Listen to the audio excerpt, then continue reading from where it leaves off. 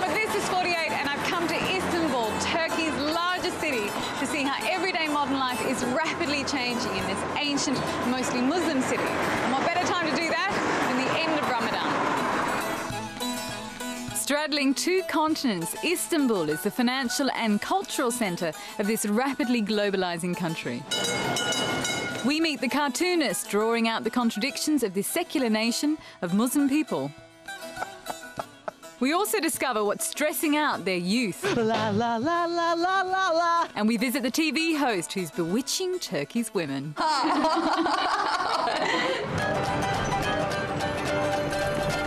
In 50 years, Istanbul's population has grown from about 1.5 million to 15 million people, and that's a lot of people who need to get to work. And for many of them, they have to cross the continent. And thousands of them pass through Üsküdar, a busy transport hub for commuters. Wow, what a beautiful sight! I've got breakfast for you. Oh my goodness. Now, it's Ramadan, but not everybody fasts. There are some people who fast, but there are some people who don't. So fantastic. You don't really need to hide those. Great, but I will. So we are in, right now, Asia. We are in Asia, but I think we should get to Europe because I got things to show you. There's a lot of traffic. We got 2 bridges, but the best way to go there is by the boat. These ferries cross the Bosphorus. Well, it's certainly a windswept way to get to work. The valuable strait that joins 2 continents. There are 2 seas here. That's the Mediterranean, and you got the Black Sea over there. Over 50,000 ships travel the Bosphorus each year, many carrying oil from Russia. Welcome to Europe. From Beşiktaş, commuters head to the flourishing business districts on the European side. The transport's very good here? The public transport? It's awful, actually. But you're not taking me to work, you're taking me to school. Yeah, we're going to go to this weekend school. Weekend schools are private institutions dedicated to one thing. Getting students through the dreaded OSYM, the 3-hour multiple choice exam that stands between every Turk and a place at university. There are millions of people who attend this exam each year, but only 1/4, 1/5 of them make it. How do you feel being here? I feel a bit depressed, you know, because I remember my high school days. I wanted to have fun in the weekends, but I had to come here. Every single day. Imagine Saturdays, Sundays, and then it's Monday. For how many years? 2 years ago.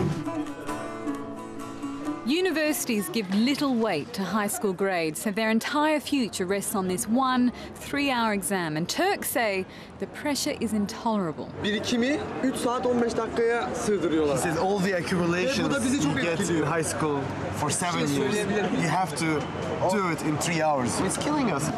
But these are the lucky ones whose parents can afford $1,000 a year for these private schools. How many hours a day do you study? 3. You? 4 or 5 hours. 4 or 5 hours? 2. She's very confident. Good. But many aren't. Many take this exam 2 or 3 times. Pek çok insanın hayatına bile mal olabiliyor bence bu sistem. This exam costs a lot of things, you know. It costs some people's lives.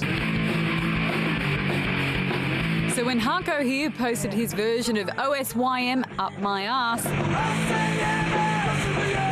it was a big hit.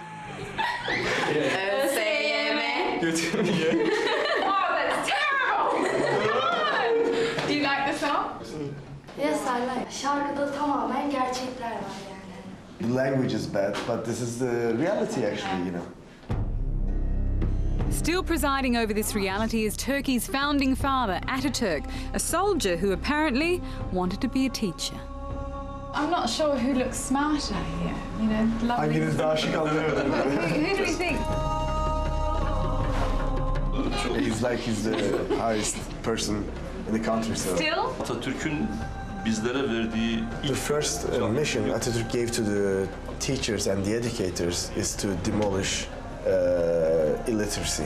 Turkish spending on education is among the lowest in Europe, but add in the payments for booming private schools, and it's among the highest. What does he think of the band's song?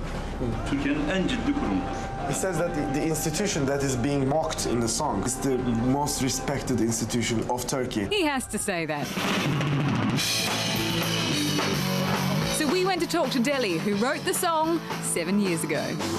Hangisine yetişeyim? Who came up with the genius line, "Eat my arm"? We're all students and we think it's funny. Bir şey söyle. La la la la la la la la la la la la la la. Say me. But the government tried to sue them for insulting the exam board. So what did you say when you went to court? Just you cannot take the words out of the lyrics. You have to see it as a whole. It's an art form beside this, and the judge said that's okay.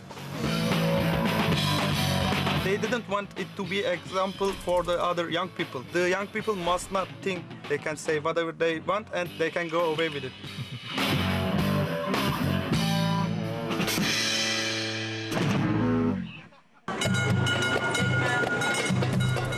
We moved on to cosmopolitan Beyoğlu, the diplomatic district during the Ottoman Empire. Hangi kanal abi?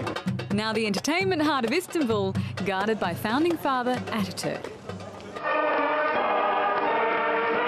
The first part of the statue, you see them fighting for the independence, and then right after the war is won, they wear their civil clothes, modern clothes, and they just try to create a republic out of Turkey, a modern state. Beyoğlu today is a product of his secular republic, which adopted a non-Islamic legal system, gave women full equality, and even allowed alcohol.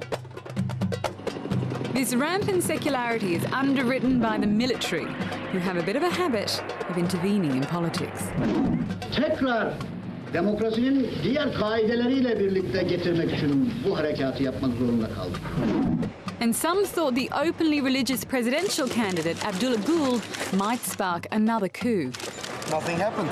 Do you see any tanks? Do you see any planes? I see a lot of shops. He became the president, so that means that we're a democracy.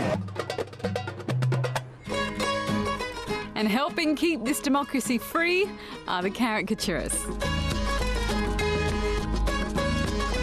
Erdil draws for Penguin, one of the biggest satirical comic books in a country that's always loved them. But not everyone can take a joke, and Erdil and his colleagues were sued by their Prime Minister for portraying him as animals. He said that this was humiliating, didn't he? Acı, eylem ve ıstırap diye geçiyordu. He said this has led our prime minister to pain, to agony, and suffering. You have no sympathy for this man, do you? Pek sevmiyorsun değil mi onu?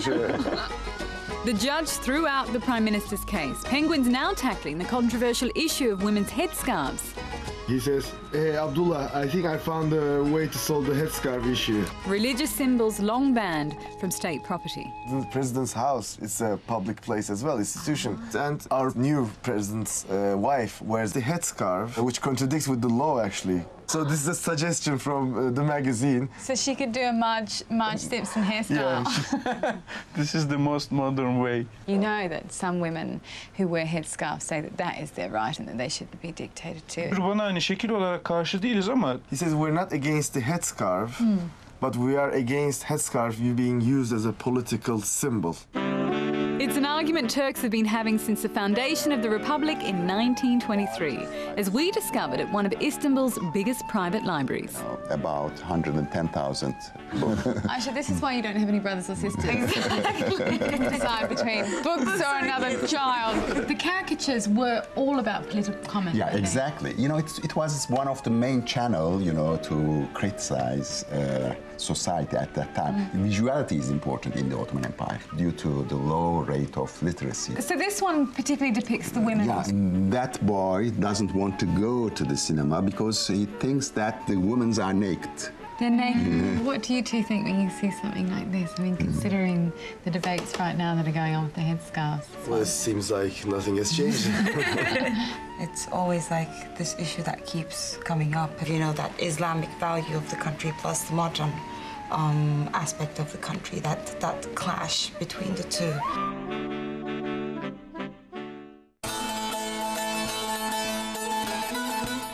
We braved the traffic of modern Turkey, headed back to Asia to see how Istanbulites are renovating the historic mansions on the Bosphorus. The yellow mansions were the summer retreats of the Ottoman rulers. And Ferhat's friend Didem Chapa was kindly taking us to meet her neighbour, owner of one of the oldest yellers. Merhaba. Thank you for letting us come to your beautiful home. Thank you very much. Demet has restored this house, which dates from the 18th century. This is the main sitting room, actually. Oh my goodness. Originally just for men, this house was where pashas, top Ottoman officials, would entertain and do business. We come here for a Turkish coffee. This is made it for the ladies of the house. They don't want to be seen by men. Yes. So they go down and swim in here. Yes. Now the women swim somewhere else when it isn't raining. Did you change many original features? We just changed the style of the pool.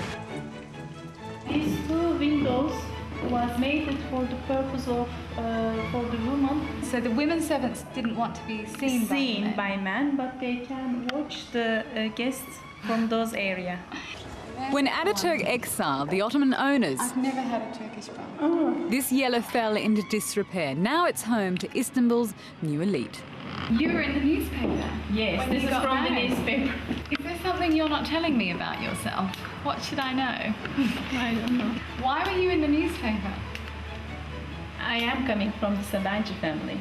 So you're from a very well known in Turkey. And the second richest.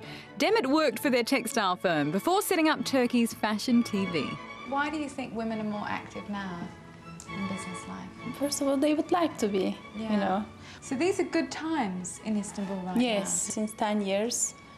All the foreigners would like to come and to do business. Thank you very much. Thank you. Very nice to meet you. Thank you, you too.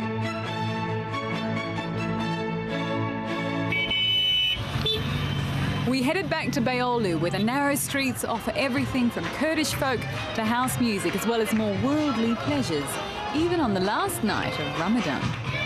There are more than 3,000 bars, cafes, restaurants, nightclubs. And here, being a Muslim country, they still sell alcohol here openly. They sell alcohol everywhere, but whether you drink it or not, it's personal belief. And I ended my first day with Ayşe's friends, some of Istanbul's most sophisticated young women.